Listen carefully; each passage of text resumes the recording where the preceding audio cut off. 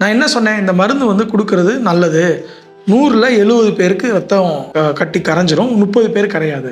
இந்த 30 பேருக்கு கரையாதவங்களுக்கு என்ன டாக்டர் பண்ணுறது அப்படின்னா, அந்த மாதிரி பேஷண்ட்ஸ்லாம் கண்டிப்பாக ஒரு பெரிய சென்டருக்கு தான் போகணும்.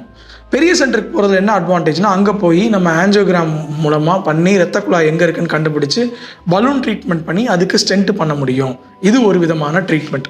2வது ட்ரீட்மெண்ட், நீங்கள் எடுத்தோடனே உங்கள் வீட்டு பக்கத்தில் ஒரு பெரிய பெரிய ஆஸ்பத்திரி இருக்குது, அப்போ அதுக்கு போகிறீங்க.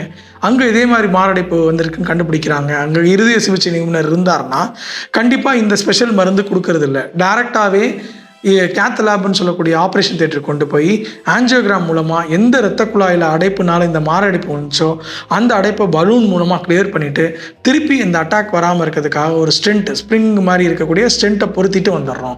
இது வந்து பிரைமரி ஆஞ்சியோபிளாஸ்டின்னு சொல்கிறோம். இதுதான் உலகம் ஃபுல்லாக இப்போ மாரடைப்புக்கு, பெரிய மாரடைப்புக்கு ஆன ட்ரீட்மெண்ட் வழிமுறை. ஸோ இது ஒரு ட்ரீட்மெண்ட் இருக்குது. ஏன் மருந்து கொடுத்துட்டு அதுக்கப்புறம் 1 நாள் 2 நாள் கழித்து நம்ம பண்ணலாமே? ஒரு விஷயம், முதல்ல அந்த மருந்து கொடுக்கறதுல 100ல் 30 பேருக்கு ரத்த குழாய் திறக்க மாட்டேங்குது. இன்னொரு ப்ராப்ளம், இந்த மருந்து மேஜர் மருந்து கொடுக்கறதுல இரத்த கசிவு ஏற்படலாம். எங்கெங்கெல்லாம் இரத்த கசிவு ஏற்படலாம், யூரின் போகிற வழியாக இரத்த கசிவு ஏற்படலாம், மோஷன் மூலமாக இரத்த கசிவு ஏற்படலாம், மூளையில் 100ல் ஒருத்தருக்கு இரத்த கசிவு ஏற்பட்டு ஸ்ட்ரோக் வரலாம். ஸோ அந்த பெரிய மருந்து கொடுக்கும்போது இதெல்லாம் பக்க விளைவுகள் இருக்குது. ஸோ இந்த பக்க விளைவுகளும் நம்ம தெரிஞ்சு வச்சுக்கணும். ஏன்னா டாக்டர் வந்து உங்கள் உயிரை காப்பாற்றுறதுக்காக மருந்து கொடுப்பாரு, ஆனால் இரத்த கசிவு ஏற்பட்டால் நம்ம டாக்டர் மேலே கோவப்படுறோம். அப்படி கிடையாதுங்க.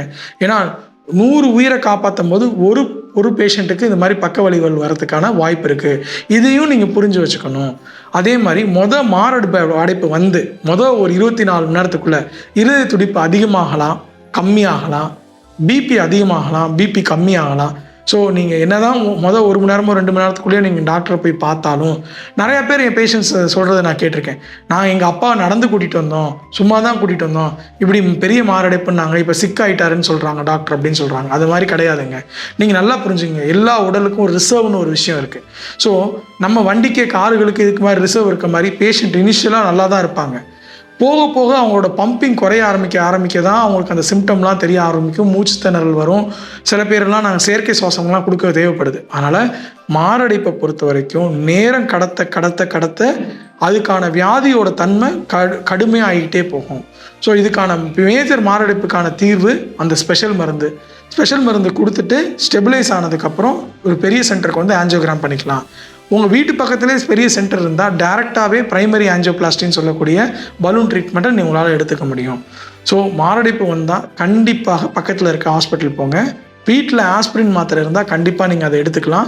எடுத்துகிட்டு பக்கத்தில் இருக்க ஹாஸ்பிட்டல் போனீங்கன்னா அவங்க இசிஜி மூலமாக அதை கன்ஃபார்ம் பண்ணிவிட்டு, எக்கோ ஸ்கேன் மூலமாக அதை கன்ஃபார்ம் பண்ணிவிட்டு, அதுக்கப்புறம் உங்களுக்கு அந்த ஆஸ்பத்திரியில் இருக்க ட்ரீட்மெண்ட் முறைகளுக்கு தகுந்த மாதிரி உங்களுக்கு வைத்தியம் பண்ணுவாங்க.